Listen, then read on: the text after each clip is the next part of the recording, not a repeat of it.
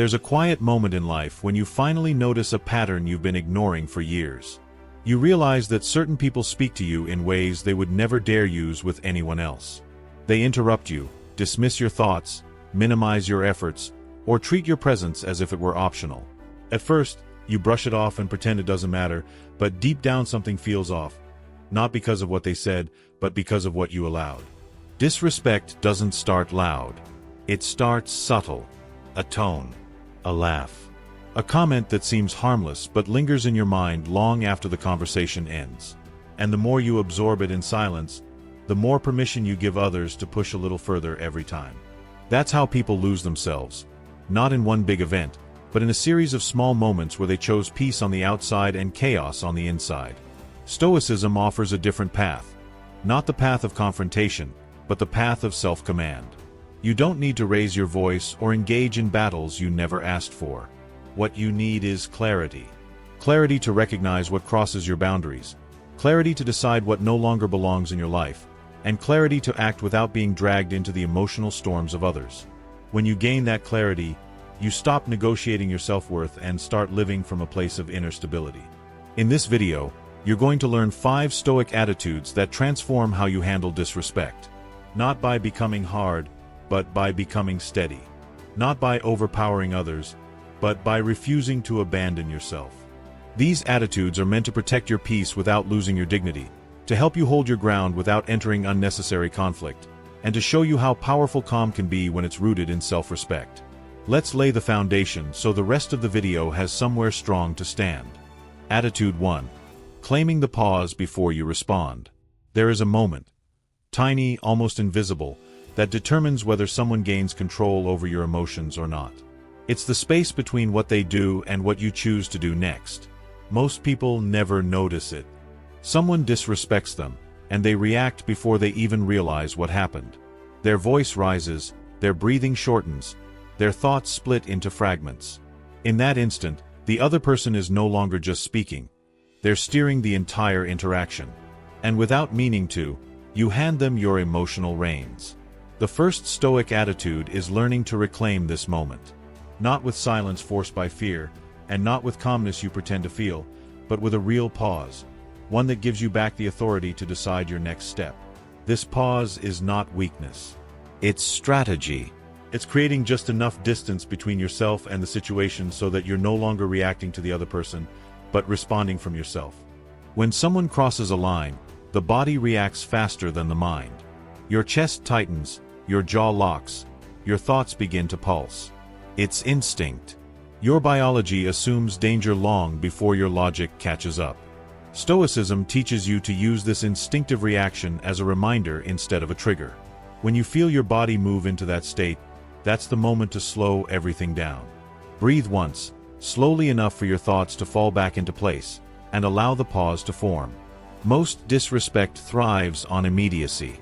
The other person expects you to defend yourself, snap back, justify something you never needed to justify, or fall into the familiar pattern of trying to win an argument that shouldn't have started. When you pause instead, you break the script. People who rely on provocation don't know what to do with someone who refuses to be pulled by their emotional gravity. You create a small disruption in the rhythm of the moment, and that disruption is often enough to stop the escalation entirely. But the pause is not about silence alone. It's about ownership. It says, I decide how I show up here. Sometimes you will use the pause to form a clear sentence that sets boundaries. Other times you will use it to redirect the conversation. And sometimes the pause will simply make you realize that responding at all is unnecessary.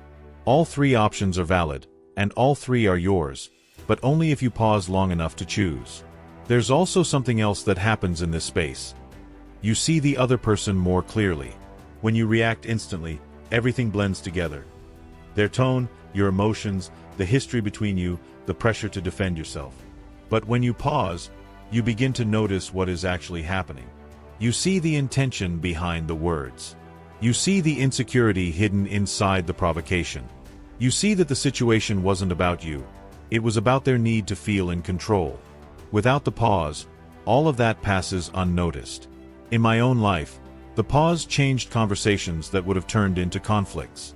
There were moments when a simple interruption, a sarcastic remark, or a passive-aggressive comment would have launched me into immediate defense. But pausing, even for a second, gave me room to recognize what the moment needed.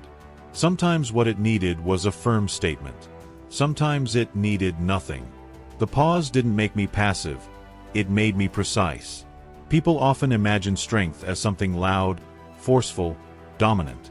But most of the time, real strength looks like someone who refuses to let their mood be dictated by someone else's behavior. The pause is the first layer of that strength. You're not stepping away from the situation. You're stepping into yourself.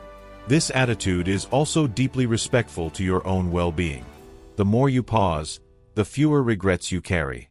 You stop saying things you didn't mean. You stop defending things que neo exigiam defesa. You stop wasting energy trying to fix misunderstandings created by your own impulsivity. The pause protects you before it protects anyone else. And here's the most interesting part. Once you cultivate this habit, other people feel it. They don't know how you do it, but they notice that you don't get dragged into emotional traps. They sense that your reactions are chosen, not drawn out of you. And this creates a natural boundary. Not because you demanded respect, but because your self-control silently commands it. The first attitude is not glamorous. It won't feel like a dramatic power move. But if mastered, it becomes the foundation for everything else you will learn in this video. Without the pause, every strategy becomes reactive. With the pause, every strategy becomes intentional. This is the beginning of your internal leadership. The moment you take responsibility for your presence, not for the disrespect of others. Once you understand that no one can dictate your next move unless you allow it, you step into a level of freedom most people never reach. And from here, the next attitudes will build on this. Clarity, boundaries, emotional independence, and a kind of inner authority that speaks long before words do. Attitude 2. Setting boundaries without emotional noise. Before we continue, take a moment to support this channel. Like the video, subscribe, and comment below about a situation where you felt your voice shrink or your limits ignored. Your comment might help someone who's going through the same thing right now. Now let's move deeper into the second attitude, one of the most misunderstood elements of inner strength. Most people think boundaries are confrontational, that they create conflict, or that establishing them makes you sound defensive. But boundaries, when applied through a Stoic lens, are none of those things. They are not a threat, not a punishment, and not a dramatic statement. They are simply a quiet communication of how you expect to be treated and what you will no longer entertain. Boundaries are clarity in action. Disrespect often grows because the person on the receiving end never makes anything clear. They stay silent, assume the other person already knows, tolerate small violations, or convince themselves that it's not worth addressing. Over time, this creates a pattern. The more you absorb, the more the other person pushes. Humans don't stop where they should. They stop where they must. A boundary is where that must begins. A Stoic boundary doesn't come wrapped in anger or self-defense. It comes from composure, the kind that doesn't rise to the emotional level of the other person. When someone speaks to you in a belittling tone or crosses a line, you don't need to mirror their energy. You don't need to match their volume. You don't need to justify anything. You simply name the limit. I'm not going to continue the conversation in that tone. If we want to move forward, let's do it respectfully. It's one sentence, but the power behind it is enormous, because the power doesn't come from the words, it comes from your neutrality. If you sound irritated, the other person focuses on your irritation instead of on the boundary. If you sound scared, they may push further. If you try to convince them they're wrong, the conversation becomes about winning rather than about clarity. A Stoic boundary makes no attempt to persuade. It simply states what you will or will not engage with. And this is where something interesting happens. People begin to reveal themselves. Someone who respects you adjusts their behavior. Someone who didn't realize they crossed a line corrects themselves. Someone who relies on your silence to feel powerful becomes uncomfortable. And someone who was benefiting from your lack of boundaries may try to guilt-trip you, pressure you, or pretend they don't understand what you said. All of these reactions are useful because they show you the truth about the relationship. Boundaries also have a protective function for your mind. When you address something early, you prevent it from growing into resentment. You avoid replaying the conversation later, thinking about what you should have said. You avoid that emotional hangover that comes from letting someone cross a line and then blaming yourself for not doing anything about it. A boundary frees your mind from the weight of unspoken discomfort. Another misconception is that boundaries need to be long explanations. They don't. The longer you talk, the more space you give the other person to twist your words, deny what happened, or pull you into a debate. Boundaries should be short because your worth does not need a paragraph. A sentence is enough. Strength is communicated through clarity, not volume. Over time, something subtle begins to shift in the way people interact with you. They speak with more care. They think twice before making certain comments. They stop trying to test how much you'll tolerate. Your presence changes the environment. Not because you demanded respect, but because you started living in a way that makes disrespect uncomfortable to express around you. Boundaries also teach you the difference between being nice and being self-erasing. Many people avoid setting limits because they want to be liked, or because they fear being misunderstood. Stoicism cuts through this illusion. If being liked requires you to shrink yourself, then the approval you're chasing was never worth having. Respect built at the cost of your dignity is not respect, it's dependence. Strong boundaries create emotional independence.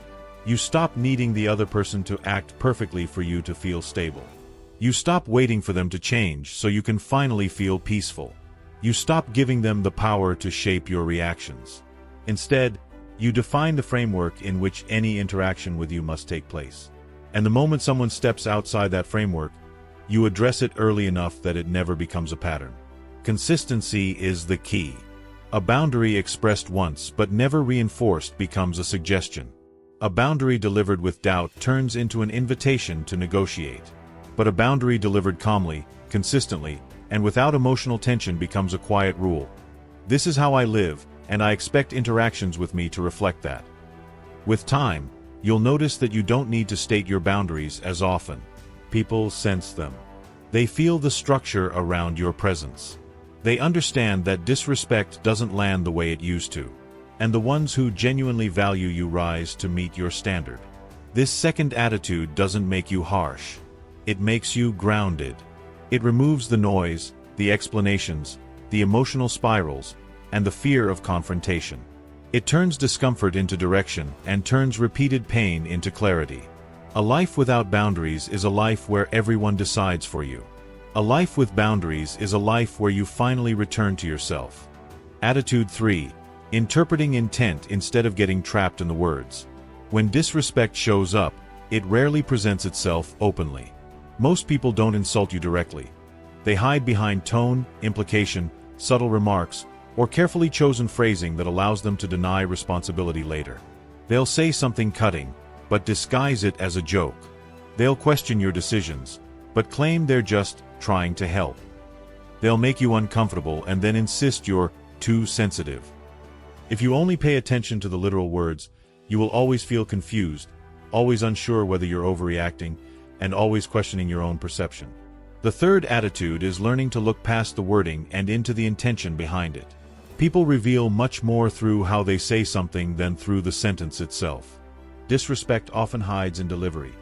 In a smirk, in the emphasis on a certain word, in the timing of the comment, in the context, or in the energy carried underneath the speech. The moment you begin to assess intention, not just vocabulary, you stop being manipulated by subtlety. When someone says, "Calm down, it was just a joke," the sentence alone sounds harmless.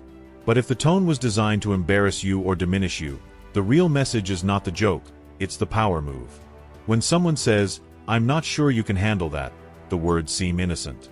But if their voice carries a trace of condescension, the intention is not concern, it's control.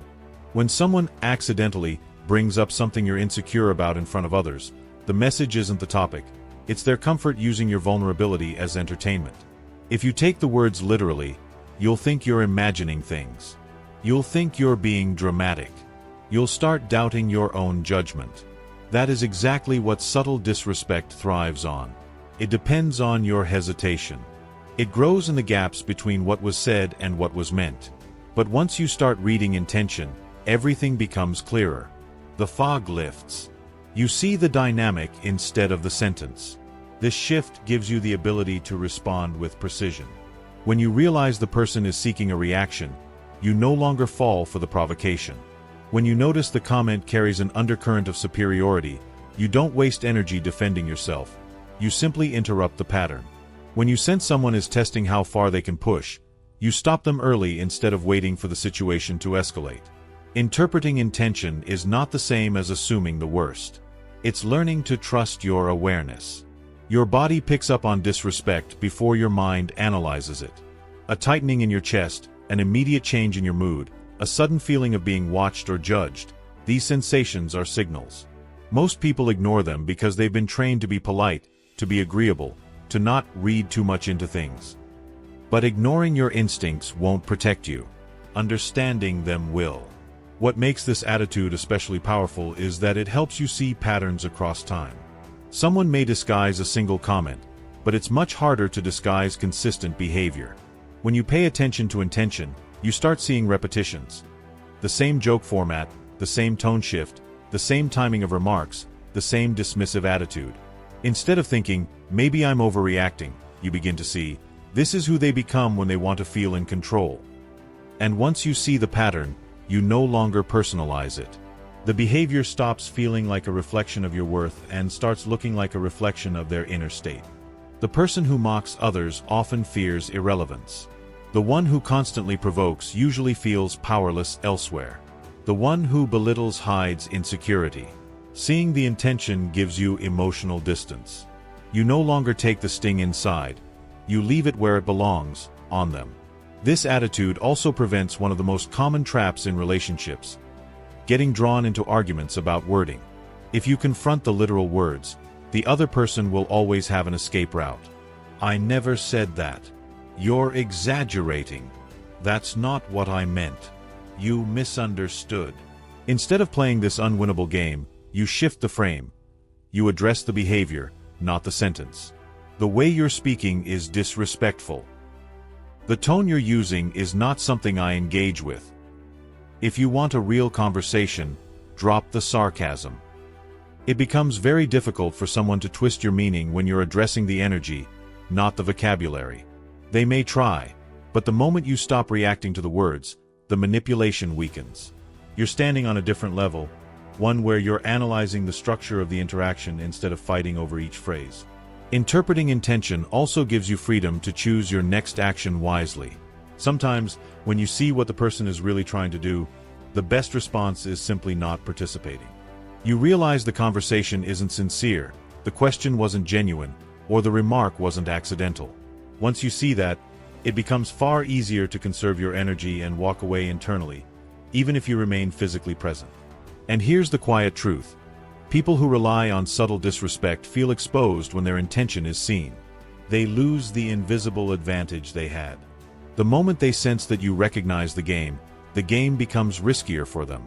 They tend to adjust, withdraw, or reveal themselves more clearly, all outcomes that serve your peace. This attitude is not about becoming paranoid or suspicious. It's about not abandoning your own perception. When you stop talking yourself out of what you're sensing, you start treating yourself with respect even if the other person doesn't. And that alone changes everything. Once you learn to interpret intention, the world becomes quieter. Behavior that once confused you becomes predictable. Remarks that once hurt you become transparent. And people who once controlled your emotions lose that power altogether. Attitude 4. Protecting your emotional territory by controlling your access points. One of the most overlooked forms of strength is the ability to decide who gets access to you, and how much. Many people suffer not because someone is consistently cruel, but because they are consistently allowed too close. Disrespect rarely grows in the distance.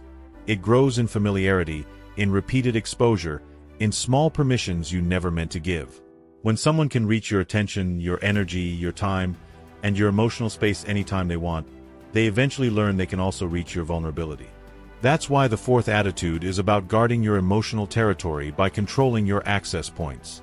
People imagine distance as a dramatic cutoff, a final confrontation, or a declaration that burns bridges. Stoicism takes a far more subtle approach. Distance is rarely loud.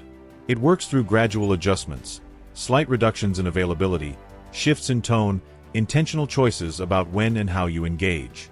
You don't need to make announcements. You don't need to justify anything. You're simply reorganizing your emotional ecosystem so that only the people who treat you with respect get unrestricted access. This shift begins with something simple: recognizing how much access you've been giving away unconsciously. Maybe you respond instantly to certain messages out of habit, not because you want to. Maybe you keep attending conversations you dread because you don't want to look rude. Maybe you allow someone to call you whenever they feel like it, even though every interaction drains you. While none of these actions seem harmful individually, together they create a dynamic where the other person becomes accustomed to your constant availability. And constant availability often leads to casual disrespect. When you start controlling your access points, you take back power that you didn't even realize you had surrendered. If someone regularly disrespects you, you don't need to confront them every time it happens. You simply reduce the space they occupy. You respond slower. You choose shorter interactions. You shift to neutral settings where you feel more grounded. You answer only when you genuinely want to, not when guilt or pressure pushes you to. These choices might seem small, but they reshape the entire relationship. The beauty of this attitude is that it prevents unnecessary conflict. Instead of trying to correct another person's behavior, which they may deny, minimize, or deflect, you adjust your level of engagement. They don't need to agree with your choices. They don't even need to understand them. The change is internal. You're no longer operating from obligation or fear. You're operating from self-respect. This controlled distance also helps you stop personalizing someone else's patterns. When you're too close, everything feels directed at you. A tone feels like a judgment. A remark feels like a target. A sigh feels like disappointment. But once you step back emotionally, you start seeing what's actually happening. That person's behavior isn't about you. It's about their habits, their insecurities, their need for control, their unresolved conflicts. From a distance, what once felt personal becomes simply observable, and observation is far less painful than absorption. People often talk about cutting toxic people out, but Stoic distance is not about cutting anyone out. It's about cutting off the influence they have over your inner world. It's the difference between closing a door and closing your heart. You can still be polite, still be civil, still be professional, still be composed, but you no longer allow their energy to dictate your stability. You become emotionally independent from their behavior. And as you practice this, something unexpected happens. Guilt fades. At first, you might feel bad for saying no, for taking longer to reply, or for choosing your peace over someone else's expectations. But eventually, you realize that guilt is just the internal residue of old conditioning. Conditioning that taught you to prioritize harmony even at the cost of your dignity. Once you let that conditioning go, your choices start feeling natural.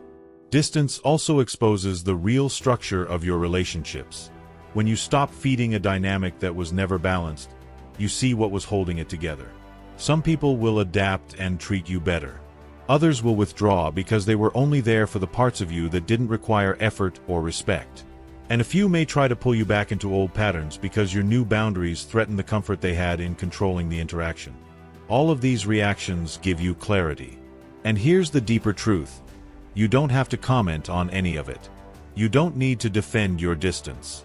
You don't need to craft explanations that soften your choices. Your emotional territory is yours alone, and no one else is entitled to unlimited access to it. This attitude, like the others, is not about becoming cold.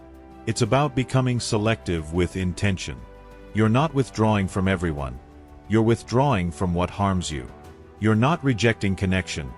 You're rejecting intrusion. You're not isolating yourself. You're protecting the space where your self-worth grows. When you take control of your access points, the world around you doesn't shrink, it becomes clearer. The people who value you naturally move closer. The people who take you for granted drift away. And in the middle of that movement, you find a version of yourself that isn't shaped by other people's disrespect, but by your own discipline. This is emotional sovereignty in practice. The ability to remain open without being invaded, receptive without being drained, and connected without being diminished. Once you develop this, disrespect struggles to find a place to land. It cannot reach you the same way it used to, because the gates are no longer left wide open. And when someone has to work to reach you, they learn to approach with respect. Attitude 5. holding your presence instead of shrinking yourself. Disrespect doesn't always come from loud voices or obvious hostility. Sometimes it comes from the expectation that you will shrink, lower your eyes, soften your tone, rush your words, fold your posture, or make yourself smaller to keep the peace. Many people don't even realize how much they diminish themselves in subtle ways to avoid conflict or discomfort.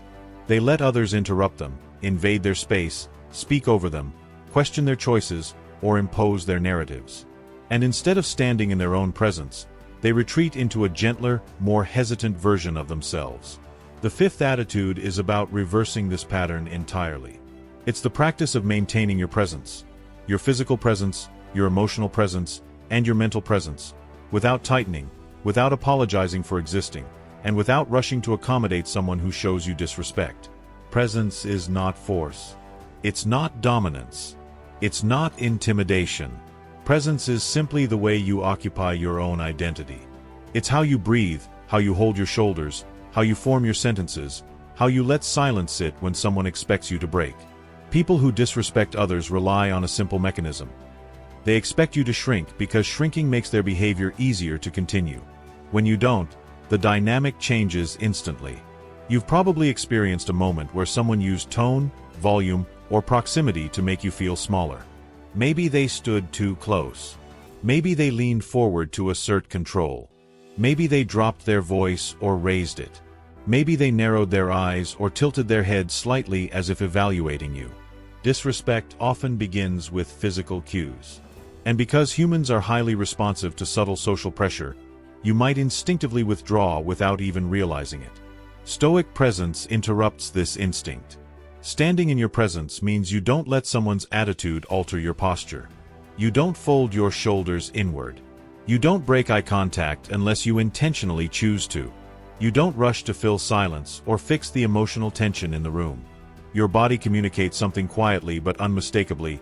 I belong here, and I don't need to shrink for you. This is not about arrogance. It's about alignment. When your posture aligns with your inner worth, your external composure becomes a natural extension of your internal clarity. People sense this. It creates an atmosphere around you that discourages disrespect. Many who rely on intimidation or manipulation are unsettled when their presence doesn't overwhelm yours. Maintaining presence also transforms the way you speak. Many people, when disrespected, begin talking fast, justifying themselves, over-explaining, or trying to prove something. Their voice rises as their confidence drops. Stoic presence is the opposite. You slow down. You choose your words deliberately. You let pauses work in your favor. You speak as though you are not trying to escape the moment but own it. A slow, steady tone destabilizes those who try to rush you emotionally. They feel their usual tactics slipping. They sense that you are not reacting to their pressure, which forces them to confront their own behavior instead of controlling yours. Presence can even change the outcome of conversations without you saying anything particularly clever. When your body communicates calm authority, even simple statements carry more weight. That's not acceptable to me. Let's keep this respectful. We're not going in that direction. These sentences feel different when delivered from someone who isn't shrinking. This attitude also protects you from internalizing negativity. When someone tries to belittle you and your posture remains anchored, your mind interprets the situation differently. Instead of thinking, maybe they're right, your body tells your mind, I'm steady. I'm grounded. I'm not defined by this moment. Stoics understood that physical discipline influences emotional discipline. How you carry yourself is often the gateway to how you carry your thoughts. Presence is also valuable because it gives you time. People who rush your emotions want you to react before you think. But when you're physically grounded, your mind naturally gains seconds of clarity. Instead of being dragged into someone's chaos, you remain in your own center. And from your center, decisions become clearer. Do you address the behavior, redirect the conversation, enforce a boundary, or disengage?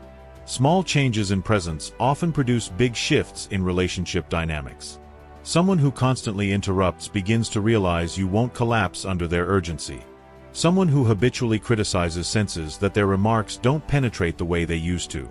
Someone who tries to provoke sees that your expression doesn't flicker the way they expected. Presence, when consistent, teaches others how to interact with you without you saying a single extra word.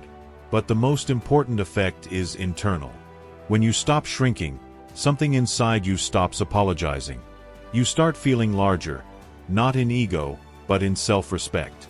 You feel the space inside your body expand. You feel your breathing deepen. You feel the quiet confidence of someone who knows they can handle discomfort without abandoning themselves. And this internal shift spreads into other areas of life. You become clearer in your decisions, more assertive in your boundaries, less reactive to criticism, more selective about who enters your emotional circle. People may even comment that you seem different, though they can't identify why. The difference is presence. The difference is that you stopped retreating inside your own life. Holding your presence doesn't end disrespect by itself, but it ends the dynamic where disrespect easily penetrates you. It creates a natural shield around your identity, an unspoken rule that others feel instinctively. It's a form of strength that doesn't need to be loud, a form of dignity that doesn't need permission. And when someone tries to cross the line, your presence becomes the first barrier they meet. Attitude 6. Responding to reality instead of reacting to interpretation. One of the most common reasons people lose control in moments of disrespect is that they stop responding to what actually happened and start reacting to what they think is happening. The mind fills in blanks, creates assumptions, imagines motives, predicts outcomes, invents narratives, and suddenly, the situation becomes far bigger than the moment in front of you. Someone makes a small comment, and your mind constructs an entire story around it. Someone raises an eyebrow, and you interpret it as rejection. Someone speaks abruptly, and you decide they must be attacking your worth. When this happens, you're not responding to the person anymore. You're responding to the storm your mind created. The sixth attitude is learning to strip the moment down to reality. The concrete action, the literal behavior, the observable facts, and base your response only on what is actually there. This sounds simple, but in practice it requires deep self-discipline. Humans are storytelling creatures. We don't just hear words. We attach meanings to them. We don't just see expressions. We decide what they must represent. And most disrespect spirals out of control not because the original act was huge, but because our interpretation magnified it. Stoicism offers an antidote, the practice of separating the event from the emotional story you build around it. Someone interrupts you during a meeting. The event is one interruption. The interpretation becomes, they don't value my opinion. They think I'm irrelevant. They're trying to embarrass me. I'm being dismissed again. Suddenly, one interruption becomes a personal attack, a pattern, a threat, a humiliation, and the emotional weight grows to a point where your response comes from pain rather than clarity. By returning to the facts, you regain control. The fact is, you were interrupted. Nothing more, nothing less. When your mind stays with the event instead of the narrative, you gain the clarity to respond effectively. The response might be, "Let me finish my point," said calmly and directly. It might be pausing, regaining your space, and continuing with your thought. What matters is that your next move comes from grounded awareness, not emotional projection. This shift becomes even more important when dealing with subtle disrespect. People who operate indirectly often rely on your imagination to do the dirty work for them. They deliver a half remark, and your mind fills in the insult. They make an ambiguous comment, and your insecurity paints the rest. They leave their tone unclear, and you take responsibility for explaining it. When you stop doing that, their strategies fail. If the intention is unclear, you don't assume negativity, you ask for clarity. What do you mean by that? Can you be more specific? Explain what you're trying to say. These questions place responsibility back where it belongs, on the person who spoke. If they were being disrespectful, they now have to own it openly. If they were being careless, they will clarify without defensiveness. If they were trying to manipulate you through ambiguity, they lose their leverage instantly. Responding to reality also protects your emotional stability. Much of what hurts us doesn't come from what people actually said, but from the invisible interpretations we create. You replay conversations thinking about what they really meant, what they must be feeling, what they probably think of you, and the pain accumulates unnecessarily. Stoicism teaches that suffering comes less from events and more from our judgments about those events. When you stick to what is objectively observable, most emotional storms lose their power. This attitude also grants you an unexpected advantage. You become far harder to provoke. Manipulators rely on interpretation. They rely on you assuming the worst, jumping to conclusions, getting triggered by implications. When you refuse to react to vague insinuations, their tactics collapse. They have to either withdraw or expose their true intention, and neither option benefits them. But responding to reality doesn't mean ignoring patterns. It means observing patterns without projecting them onto every moment. If someone has consistently disrespected you, you remain aware of that, but you don't let it distort your judgment in each new interaction. You remain stable, not paranoid. You remain grounded, not reactive. You remain present, not trapped in past experiences. This practice builds a quiet authority inside you. People start noticing that you are not easily swayed by tone, not easily triggered by insinuation, not easily controlled by emotional suggestion. They realize you listen carefully, respond selectively, and maintain clarity even in uncomfortable interactions. Without raising your voice or making dramatic statements, you create an environment where only direct, respectful communication can survive. The sixth attitude also strengthens your sense of self. When you stop letting your mind inflate situations, your emotional life becomes lighter. You no longer carry the weight of imagined problems. You no longer treat assumptions as evidence. You no longer punish yourself for stories that never actually happened. Your peace becomes harder to disturb because it's based on reality, not imagination. And ultimately, responding only to reality is a profound act of self-respect. It says, "I will not let someone else's behavior control my inner world more than necessary." It says, "I will not give my imagination permission to hurt me." It says, "I choose clarity over chaos." When you do this consistently, disrespect loses its emotional grip on you. Others might still attempt it, but your mind stops participating. And when your mind stops participating, the moment loses its sting. You become someone who cannot be pulled into unnecessary battles because you no longer fight shadows, only what is real. Attitude 7. Choosing detachment instead of emotional investment. Most people endure disrespect not because they are weak, but because they are too emotionally invested in the source of the disrespect. They care too much about being understood, appreciated, validated, or approved by the very person who is hurting them. When someone dismissive or arrogant makes a comment, it stings because you feel tied to their opinion. When someone belittles you, it cuts deeply because you unconsciously want them to see your value. The more emotionally invested you are, the easier it is for someone to shake your confidence with even the smallest gesture. The seventh attitude is the practice of strategic detachment. Not indifference, not coldness, but the deliberate decision to stop tying your self-worth to someone else's behavior.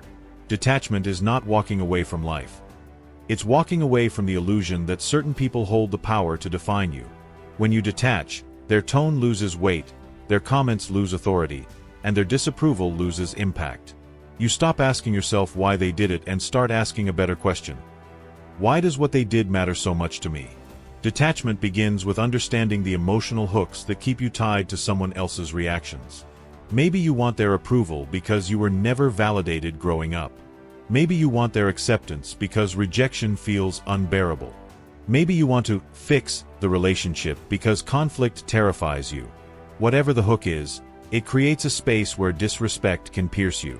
Stoicism invites you to look at those hooks honestly and gently detach from them. When someone disrespects you, their behavior reflects their own inner world. Their insecurities, their lack of discipline, their emotional instability, their desire for control. None of those things are about you. But emotional investment distorts your vision. You begin interpreting their flaws as reflections of your worth. You start thinking their approval is proof of your value. You allow their moods to dictate your moods. Detachment breaks that illusion. You begin to see the situation with clean eyes. Detachment also creates space for more accurate judgments. When your heart is tied to someone's reaction, you can't see the dynamic clearly. You either excuse their disrespect or overreact to it. You either justify their behavior or blame yourself. But when you detach, the drama evaporates. You see the behavior without the emotional fog. You see patterns you missed before. You recognize manipulation, inconsistency, passive-aggressive behavior, or covert hostility, not with anger, but with clarity. One of the most powerful aspects of detachment is that it shifts the balance of emotional power immediately. People who disrespect you often rely on you caring too much. They rely on your desire to fix things, to be liked, to be accepted, to maintain harmony. When you detach, you remove their leverage. They sense that your emotions are no longer available for them to play with. Suddenly, their ability to affect you weakens. This doesn't mean you stop feeling. It means you stop giving them permission to influence your feelings. You still notice their behavior, but it doesn't get inside you. You observe without absorbing. You evaluate without collapsing into self-doubt. You engage only when necessary and only from a grounded place. Detachment also allows you to choose your battles wisely. Not every disrespectful moment requires a boundary, a statement, or a confrontation. Sometimes the most powerful response is no response. When you're emotionally invested, silence feels like losing. When you're detached, silence feels like freedom. You aren't afraid of what they think about your silence because your identity is no longer tied to their interpretation. Many people resist detachment because they fear it will make them cold or distant. But detachment doesn't close your heart. It closes your vulnerability to the wrong people. It doesn't make you less human. It makes your emotional energy more selective. You stop giving the most reactive, disrespectful people front-row access to your inner life. And ironically, detachment often improves relationships. When you stop taking things personally, conversations become easier. You stop entering discussions loaded with expectations, resentment, or fear. You speak plainly, listen fully, and decide how to respond without emotional chaos. Healthy people actually appreciate this, because detachment creates stability. Only unhealthy people dislike it, because it removes their ability to control you emotionally. Detachment also makes you far less reactive. People who rely on provoking you lose interest when you stop feeding the fire. They expect emotional intensity, frustration, hurt, defensiveness, pleading. When they find none of that, their attempts fall flat. They either adjust or move away, and in both cases, your life becomes lighter. The real beauty of detachment is that it reconnects you with yourself. When you are no longer externally anchored to someone else's reactions, you return to your own values, your own standards, your own voice. You become less distracted by noise and more focused on what truly matters. Your emotional center shifts from, "How do they see me?" to, "How do I see myself?" And that shift is the foundation of inner freedom. This seventh attitude completes the structure built by all the previous ones. You pause before reacting. You set clear boundaries. You interpret intention. You control access. You hold your presence. And finally, you detach emotionally from people who try to define you through disrespect. With detachment, disrespect no longer lands the way it used to. It may still appear, but it doesn't shake you. It doesn't redirect your day. It doesn't take away your dignity. It becomes something you notice, not something you become. This is the Stoic version of freedom. The ability to move through the world without being pulled into the chaos of others. And once you experience this level of detachment, you don't want to live any other way. When you step back and look at all 7 attitudes together, a pattern emerges. Not a pattern of confrontation, power, or dominance, but a pattern of self-governance. Every attitude you've learned in this video points to the same truth. Disrespect loses its strength the moment you stop abandoning yourself. It's never been about silencing others or forcing people to treat you differently. It's been about returning to the place where their behavior no longer shapes the way you see yourself or the way you move through the world. People who disrespect others depend on something: access to your reactions.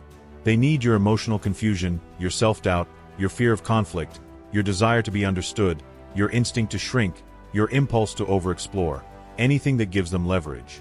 The moment you stop offering these things, the dynamic begins to die.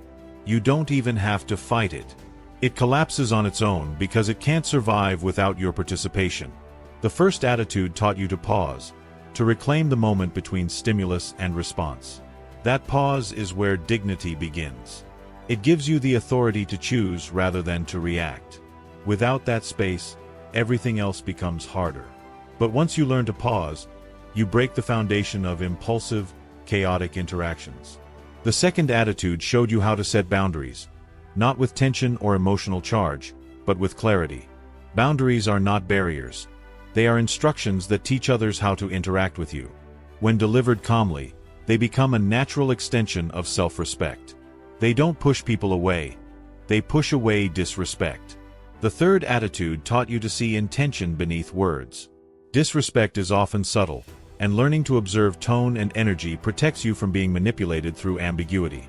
Once you see what someone is really doing, you respond from awareness, not confusion. The fourth attitude taught you to regulate your access points, to stop giving unlimited emotional availability to people who haven't earned it. Distance is not a punishment. It's an act of emotional hygiene. It prevents small behaviors from turning into patterns and protects your mind from unnecessary noise. The fifth attitude taught you to hold your presence, to stop shrinking physically, mentally, or verbally around people who try to overpower you. Presence is the quiet form of strength that communicates stability without aggression. When you hold your space, people feel it. It changes the atmosphere without changing your tone.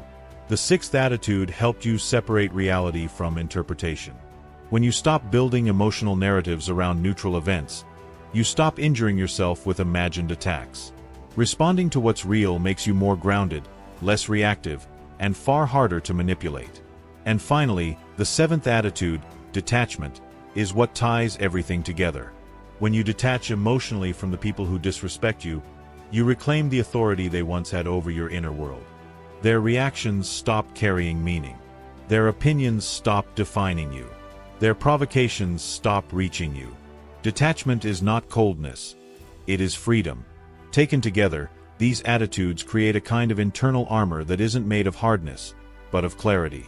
Clarity about who you are. Clarity about what you accept. Clarity about where you stand. Many people believe they need to become harsh to stop being disrespected, but Stoicism shows the opposite. You become more yourself, not less. You become more grounded, not more aggressive. You become more composed, not more defensive. Disrespect loses power not because you fight it, but because you stop feeding the conditions that allow it to grow. And perhaps the most important truth is this. You cannot control how someone chooses to act, but you can control how long they get to remain in your life with that behavior. You choose the roles people get to play. You choose the access they receive. You choose the emotional investment you offer. Respect is not something you demand. It is something you embody through consistent self-respect. When you live these attitudes, something subtle but profound changes in the way people treat you. They adjust. They speak differently. They pause before making comments they would have made casually before. Even those who don't fully understand why feel an instinctive shift.